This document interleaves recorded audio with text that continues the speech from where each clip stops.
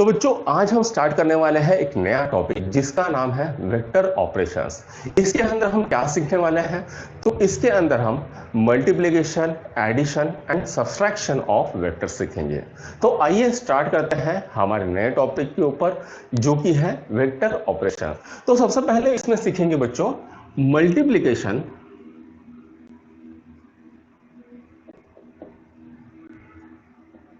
Of any vector to scalar quantity, यानी किसी scalar quantity को अगर हम वेक्टर क्वांटिटी से मल्टीप्लाई करते हैं तो क्या होगा, इसके बारे में देखते हैं। इसमें बच्चों दो केसेस बनती है। अगर आपकी स्केलर क्वांटिटी अगर पॉजिटिव हो तो क्या होगा, और स्केलर क्वांटिटी नेगेटिव हो तो क्या होगा, ये देखेंगे। If scalar quantity is positive and दूसरी केस है if scalar quantity is negative. ठीक है, तो यहां पर हम क्या करेंगे, अब एक फोर्स ले लेंगे जो कि 12 न्यूटन है। फोर्स कैसा है, 12 न्यूटन का है। इसमें हम कोई के क्वांटिटी को ऐड कर देंगे जो कि है 2, मल्टीप्लाई कर देंगे जो कि है 2। तो यहां पर मान लीजिए हमने फोर्स निकाला 12 न्यूटन का और इसमें दो क्वांटिटी को हमने मल्टीप्लाई कर दिया, तो आंसर क्या आएगा, आंसर आएगा 24 न्यूटन। जो फोर्स बनेगा वो कैसा बनेगा, 24 न्यूटन। केएफ जो बनेगा वो क्या बनेगा, 24 न्यूटन। अगर किसी वेक्टर क्वांटिटी को अगर निगेटिव स्केलर क्वांटिटी से मल्टीप्लाई करते हैं तो क्या होगा, देखेंगे। तो हमने एक फोर्स ले लिया जो कि है 12 न्यूटन का और कोई स्केलर क्वांटिटी ले ली जो कि है -2। तो यहां पर निकालते हैं 12 न्यूटन और यहां पर इसको मल्टीप्लाई करते हैं -2 से। अब यहां पर क्या होगा, यहां पर जो आंसर बनेगा केएफ वो कैसा बनेगा, -24 न्यूटन बनेगा। अब ये -24 क्या दर्शाता है कि इसका जो डायरेक्शन है, डायरेक्शन कैसे चेंज हो गया है, 180 डिग्री से चेंज हो गया है। तो इसको कैसे निकालेंगे हम, -24 न्यूटन, है ना। ये अब क्या आ गया, -24 न्यूटन। यानी अगर हम किसी पॉजिटिव क्वांटिटी को मल्टीप्लाई करते हैं तो सिर्फ मैग्नीट्यूड बढ़ेगा, लेकिन निगेटिव क्वांटिटी से मल्टीप्लाई करते हैं तो मैग्नीट्यूड भी चेंज होगा और डायरेक्शन भी चेंज होगा। राइट, इतना समझ में आ गया आपको, इसको नोट डाउन करिए। अब देखते हैं एडिशन ऑफ वेक्टर क्वांटिटी। अब क्या देखते हैं, addition of vector quantity. Next heading है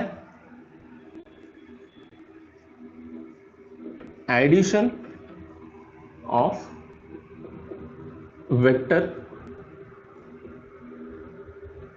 क्वांटिटी। तो मान लीजिए मेरे पास जब दो क्वांटिटीज हो, वेक्टर क्वांटिटीज, अगर वो सेम नेचर की हो तो मैं उन्हें ऐड कर सकता हूं या सब्सट्रैक्ट कर सकता हूं। अब सेम नेचर की यानी क्या, मान लीजिए मेरे पास फोर्स है तो फोर्स को फोर्स के साथ ऐड कर सकता हूं, वेलोसिटी को वेलोसिटी के साथ ऐड कर सकता हूं, लेकिन मैं फोर्स को वेलोसिटी के साथ ऐड नहीं कर सकता। तो ये कैसा हो गया, ये सेम नेचर का हो गया, ये सेम नेचर का हो गया, लेकिन ये डिफरेंट नेचर का हो गया, इसलिए इनको मैं ऐड नहीं कर सकता हूं। जब कोई वेक्टर, दो वेक्टर अगर पैरेलल या एंटी पैरेलल हो तो उनका एडिशन बहुत इजी है। जैसे मान लीजिए मेरे पास दो फोर्सेस हैं, एक फोर्स है 12 न्यूटन का और दूसरा फोर्स है 5 न्यूटन का। दोनों कैसा है, पैरेलल है। तो जब दोनों को ऐड कर देंगे तो वेक्टर कैसा बनेगा, 17 न्यूटन का बनेगा। उसी हिसाब से अगर एक वेक्टर मेरा 12 न्यूटन का है और दूसरा वेक्टर 5 न्यूटन का है, तो दोनों का अगर एडिशन करेंगे हम तो क्या आएगा, वेक्टर आएगा 7 न्यूटन का। अब यहां पर बच्चों जो डायरेक्शन है, तो डायरेक्शन एक ही दिशा में है है ना, दोनों वेक्टर की जो डायरेक्शन है वही डायरेक्शन यहाँ पर भी है। अब यहाँ पर की अगर बात करें, जो बड़ा वेक्टर रहेगा उसकी डायरेक्शन मिलेगी हमें। तो यहाँ पर क्या किया, इनके मैग्नीट्यूड को हमने सबट्रैक्ट किया है और यहाँ पर इनके मैग्नीट्यूड को ऐड कर दिया और डायरेक्शन सेम रख दी। और यहाँ पर डायरेक्शन किसकी रख दी, जो कि सबसे बड़ा वेक्टर है उसकी हमने डायरेक्शन रख दी है।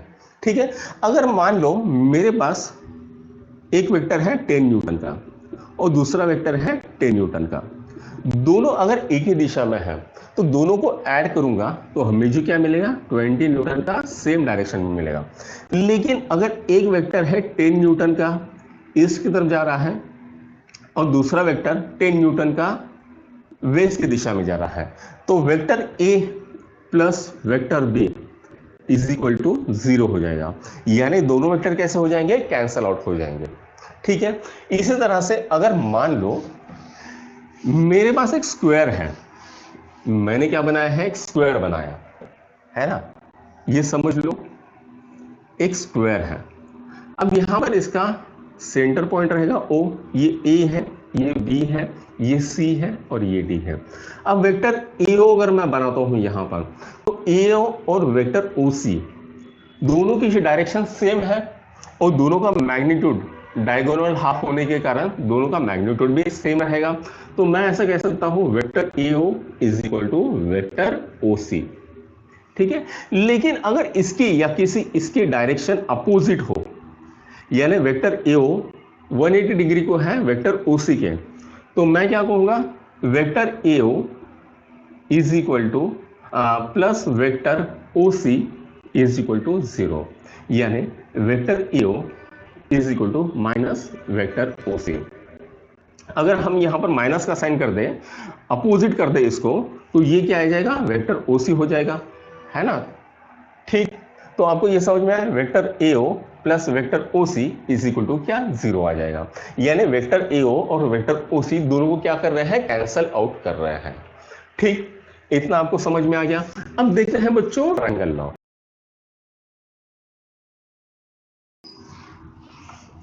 वेक्टर एडिशन करने का ट्रायंगल लॉ। ऐसे दो लॉज हैं बच्चों, एक तो है पैरेललोग्राम लॉ और दूसरा है ट्रायंगल लॉ। तो अब हम देखेंगे triangle law of vector addition. Triangle law of vector addition. अब ट्रायंगल लॉ क्या कहता है, मान लीजिए मेरे पास दो वेक्टर है, ये वेक्टर A है और ये वेक्टर B है। ये कैसा है, वेक्टर A है और वेक्टर B है। अब दोनों की मुझे एडिशन करनी है, तो मैं क्या करूंगा, पहले वेक्टर के हेड को दूसरे वेक्टर के टेल से जोड़ दूंगा। चलो जोड़ देते हैं, वेक्टर A को वेक्टर B के टेल से जोड़ दिया है। ठीक है, अब पहले वेक्टर के टेल को दूसरे वेक्टर के हेड से जोड़ेंगे तो ये जो हमें आंसर मिलेगा, ये हमारा रिजल्टेंट रहेगा। ये क्या रहेगा, vector A plus vector B। ये कैसा रहेगा, vector A plus vector B। अब यहां पर जब बच्चों रिजल्टेंट वेक्टर भी आ रहा है हमारा वेक्टर फॉर्म में, तो इसके दो चीजें होगी, एक तो होगा मैग्नीट्यूड और दूसरा होगा डायरेक्शन। तो इसका मैग्नीट्यूड कैसे निकालें और डायरेक्शन कैसे निकालें, ये हम एक प्रूफ की मदद से समझने वाले हैं। ठीक है, इतना नोट करिए, फिर इसके हम प्रूफ ले लेंगे। ठीक, तो मान लीजिए ये वेक्टर A है, ये वेक्टर B है और यहां पर ये रिजल्टेंट वेक्टर R आ रहा है। ठीक है, ये समझ लीजिए, मान लो पॉइंट P है, ये Q है, ये R है। ठीक है, तो अब मैं क्या करूंगा, इसको थोड़ा सा आगे मैं एक्सटेंड करूंगा, इसका परपेंडिकुलर यहां पर डाल दूंगा और ये क्या हो जाएगा सर, अरे PQS और यहां पर ले लूंगा T। ठीक, इतना आ गया। अब देखते हैं बच्चों, यहां पर हमारा एंगल बन रहा है थीटा और ये एंगल है अल्फा, जो कि रिजल्टेंट का एंगल है। ठीक है, अब ट्रायंगल देखते हैं, ट्रायंगल SQT को हम देखते हैं। अब SQT को अगर हम देखेंगे तो यहां पर हमें पता चलेगा sine theta is equal to opposite side upon hypotenuse, ये क्या आएगा S T upon Q S.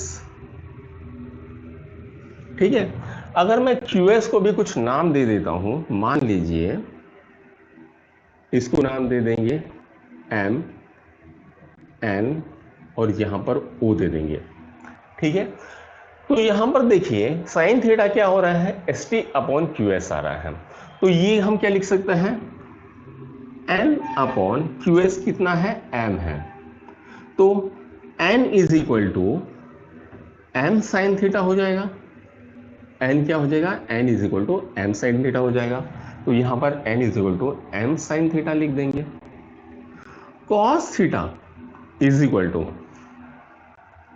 Adjacent side upon hypotenuse, यानी Q T upon Q S हो जाएगा। अब क्यू टी क्या है हमारा ओ है और क्यू एस क्या है एम है, तो O is equal to M cos theta लिख देंगे।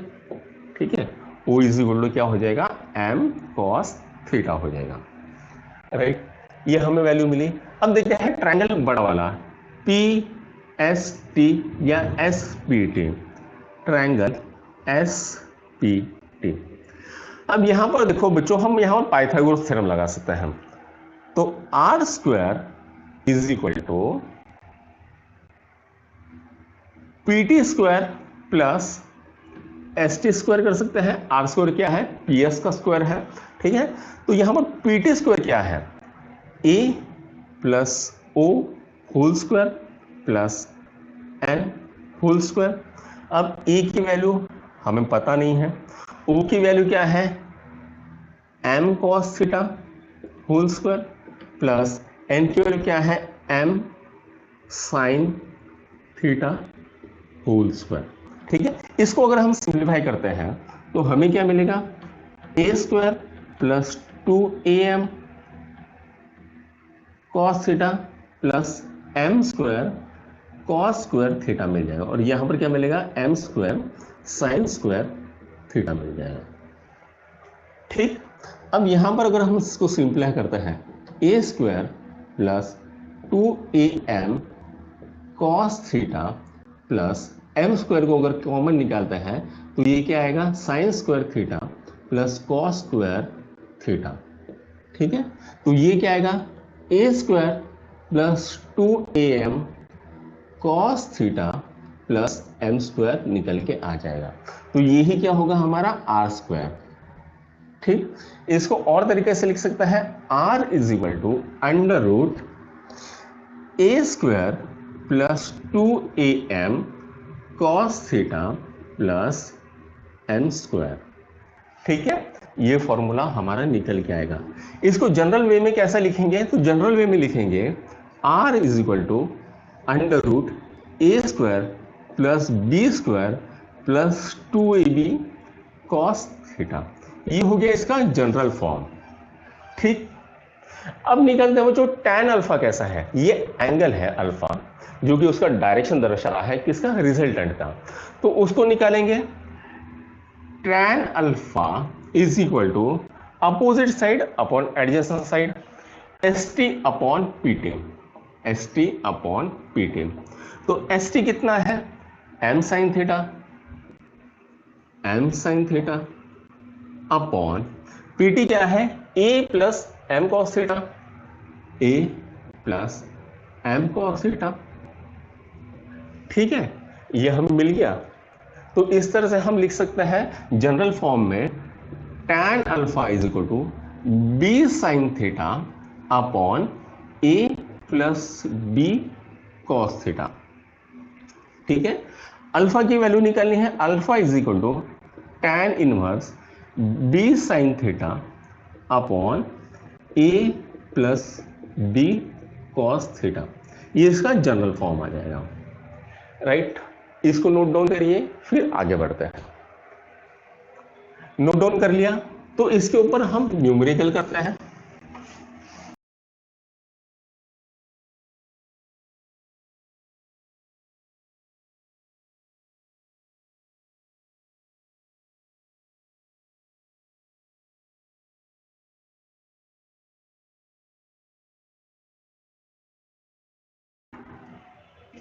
ठीक है, इसके ऊपर के न्यूमेरिकल करते हैं। मान लीजिए मेरे पास एक स्क्वायर है,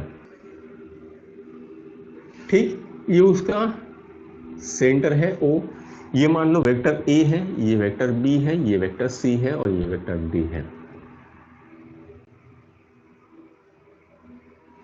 ठीक, अब हमें पूछा गया है vector AB plus vector BC plus vector AB plus vector AC plus vector AD यानी कितने वेक्टर AO हो जाएंगे। ऑप्शन में दिए हैं, option A 2, option B 4, option C 6, option D 8, ऐसे 4 ऑप्शन हमको दिए हैं। ठीक है, अब देखते हैं वेक्टर ए बी को निकालते हैं। Vector A B is equal to, क्या मैं इसको इस तरह से कर सकता हूं, vector A O plus vector O B, इस तरह से मैं बना सकता हूं इसको। अगर वेक्टर ए सी की अगर हम बात करें तो vector A O plus vector O C हो जाएगा, राइट। अब बात करते हैं वेक्टर ए डी की। Vector A D is equal to vector A O plus vector O D. ठीक है, अब तीनों वेक्टर्स को हम ऐड कर देंगे, vector A B plus vector A C plus vector A D is equal to vector A O plus vector O B plus vector A O plus vector O C plus vector A O plus vector O D. ठीक, अब OB और OD दोनों कैसा है, opposite है, तो OB और OD को कैंसिल कर देते हैं। अब यहाँ पर देखिए AO और OC सेम मैग्नीट्यूड के हैं और सेम डायरेक्शन के हैं, तो OC की जगह पे मैं AO भी लिख सकता हूँ, तो यहाँ पर इनकी एडिशन कर देंगे तो 3AO आ जाएगा, प्लस वेक्टर OC की जगह पे मैंने AO लिख दिया है, तो टोटल मिला के कितना आ गया, 4AO आ गया। टोटल मिला के कितना आ गया है, 4AO आ गया है। तो इसको नोट डाउन करिए, फिर नेक्स्ट प्रॉब्लम लेते हैं, है ना।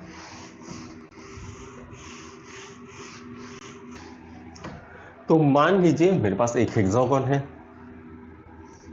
ये इस तरह से मैंने हेक्सागोन बना लिया। ये ए साइड है, ये बी है, ये सी है, ये डी है, ये ई है और ये एफ है। ठीक, अब हमें निकालना है vector A B plus vector A C plus vector A D plus vector A plus vector A F is equal to कितना वेक्टर ए ओ बनेगा। ठीक है, तो ये ओ है सेंटर में यहां पर,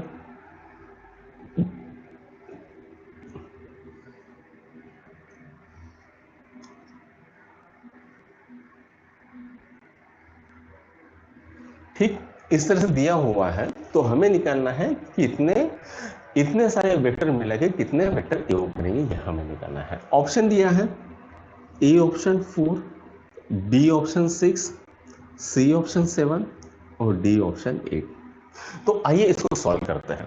ठीक है, तो वेक्टर ए बी क्या आएगा, vector A O plus vector O B, vector A O plus vector O B. ठीक, vector A C is equal to, ये वेक्टर ए सी है ना, तो vector A O plus vector O C हो जाएगा, vector A O plus vector O C हो जाएगा। Vector A D की बात करें तो वेक्टर ए डी क्या होगा, vector A O plus vector O D, और ये ए ओ और ओ डी सेम है, इसलिए हम क्या लिखेंगे, 2 वेक्टर ए ओ लिख देंगे। वेक्टर ए की अगर हम बात करें तो ये क्या हो जाएगा, वेक्टर ए हो जाएगा। तो वेक्टर ए क्या होता है, vector A O plus vector O A, vector A O plus vector O A. Vector A F की अगर हम बात करें तो वेक्टर ए एफ क्या हो जाएगा, vector A O plus vector O F, vector A O plus vector O F. ठीक, अब इन सबको ऐड कर देते हैं। वेक्टर ए बी क्या होता है, vector A O plus vector O B, यहां पर वेक्टर ए सी को ऐड कर देंगे, vector A O plus vector O C plus 2 vector A O plus इसको ऐड कर देंगे vector A O plus vector O E, vector F को add कर देंगे vector A O plus vector O F. ठीक है, इतना ऐड करते हैं। अब देखेंगे वेक्टर ओ ई और वेक्टर ओ बी, ये क्या है, अपोजिट डायरेक्शन में है, इनका मैग्नीट्यूड सेम है, इसलिए ओ ई और ओ बी को कैंसिल कर देंगे। ओ ई और ओ बी को कैंसिल कर दिया। अब यहां पर देखेंगे वेक्टर ओ एफ और वेक्टर ओ सी अपोजिट डायरेक्शन में है, सेम मैग्नीट्यूड है, तो ओ एफ और ओ सी को माइनस कर देंगे, कैंसिल कर देंगे। ठीक है, अब बचा ए ओ, 1 2 3 4 5 और 6, तो ये कितना है 6 वेक्टर ए ओ। ठीक है, तो आंसर इसका कितना निकल के आया, इसका आंसर निकल के आया 6 वेक्टर ए ओ। तो इसको नोट करिए। ठीक, फिर नेक्स्ट क्वेश्चन की तरफ बढ़ते हैं।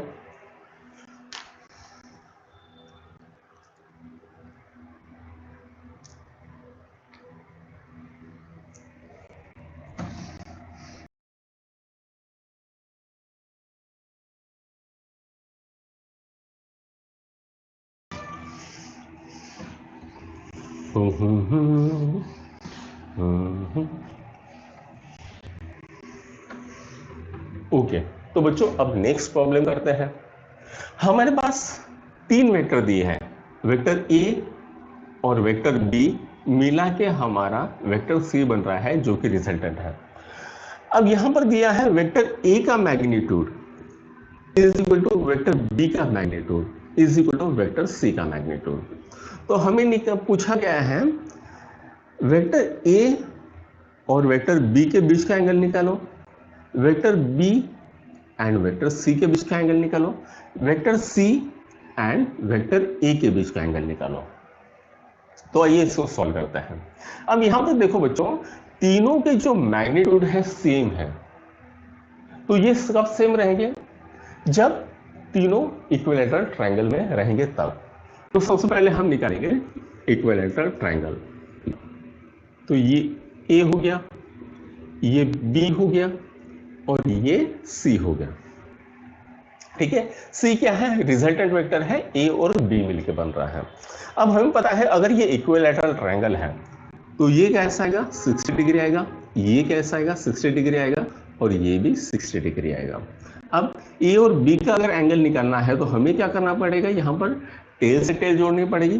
तो ये जो एंगल आएगा ये 120 डिग्री आएगा, और यहाँ पर अगर इसको एक्सटेंड कर देंगे तो ये भी कैसे आएगा, 60 डिग्री आएगा, और ये तो जुड़ा ही है टेल से टेल 60 डिग्री। ठीक, अब इसको हम फॉर्मूले के मदद से सॉल्व करेंगे। ठीक है, कोई भी एक ये एंगल निकाल लेंगे तो ये एंगल निकलते ही हमारे बाकी के ऑलरेडी निकलने वाले हैं, है ना। तो हमारे पास फॉर्मूला क्या है, R square is equal to A square plus B square plus 2ab cos theta. ये फॉर्मूला कैसा है बच्चों, मैग्नीट्यूड निकालने का फॉर्मूला है। आर स्क्वायर क्या है, सी स्क्वायर है, ए स्क्वायर क्या है, सी स्क्वायर है, क्योंकि ये मैग्नीट्यूड सेम है तो हम यहाँ पर सी स्क्वायर लिख देंगे, यहाँ पर भी सी स्क्वायर प्लस 2 इंटू सी स्क्वायर प्लस कॉस थीटा। इसको सिंप्लीफाई करेंगे, 2 सी स्क्वायर बाहर निकल गया है, 1 प्लस कॉस थीटा, और ये क्या हो जाएगा, सी स्क्वायर। सी स्क्वायर से सी स्क्वायर मर गया, यहाँ पर आएगा 1/2 इज इक्वल टू 1 प्लस कॉस थीटा। कॉस थीटा कितना आ जाएगा, -1/2, जब यानी theta is equal to cos inverse 1/2। तो थीटा कॉस इनवर्स 1/2 कब होता है, जब थीटा 120 डिग्री होता है। ठीक है, थीटा कितना होता है, 120 डिग्री होता है। तो ये ऑटोमेटिकली हमें 120 मिल गया, तो ये 120 हो गया, तो ये ऑटोमेटिक 60 होने वाला है, और ये 60 हो गया, तो इक्विलैटरल ट्रायंगल में सभी साइड कैसे होने वाली है, 60 डिग्री होने वाली है। तो ये इसका फॉर्मूला है। ठीक, इसको देख लीजिए। राइट, अब बढ़ते हैं नेक्स्ट प्रॉब्लम की ओर।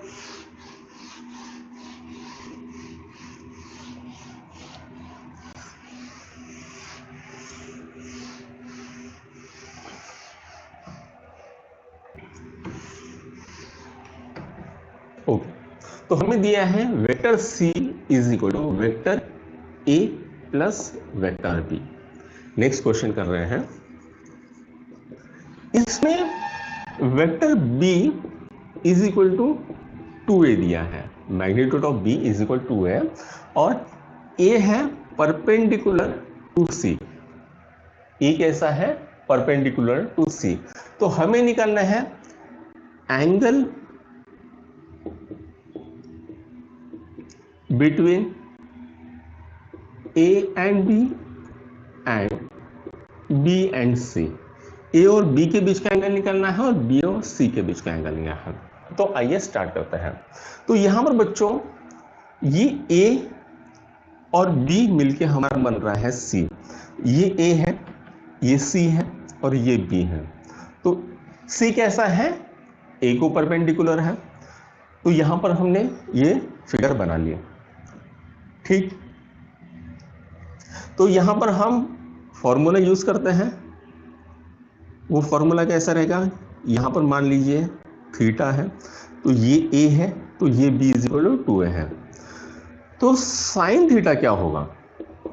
साइन थीटा हो जाएगा opposite side upon hypotenuse. Opposite side क्या है? ए है, और हाइपोटेनियस क्या है? 2a है। तो ये आ जाएगा 1/2। तो साइन थीटा कितना आ गया? 1/2 आ गया। अब थीटा 1/2 कब होता है? साइन थीटा 1/2 कब होता है? जब थीटा 30 डिग्री हो जाता है। तो ये 30 थीटा कितना आ गया? 30 डिग्री आ गया। ये 90 है, तो ये ऑटोमेटिक कितना आएगा? 60 डिग्री आएगा। लेकिन अगर हमें ए और बी के बीच का एंगल निकालना है, तो यहाँ पर टेल से टेल जोड़ना पड़ेगा। तो ये वेक्टर को हम यहाँ पर एक्सटेंड कर देंगे, तो ये मिल जाएगा हमें 120 डिग्री। तो एंगल बिटवीन ए एंड सी कितना आ गया? 120 डिग्री। और एंगल बिटवीन बी एंड सी वो कितना आ गया हमारा? 30 डिग्री। यहां पर इसको एक्सटेंड कर दो, यहां पर इसको एक्सटेंड कर दो। ये एंगल और ये एंगल कैसे आएंगे? 30 डिग्री आएंगे, ठीक है। तो यहां पर हो गया बच्चों हमारा triangle law of vector addition. अगले वीडियो में देखेंगे parallelogram law of vector addition. तब तक के लिए थैंक यू, शुक्रिया।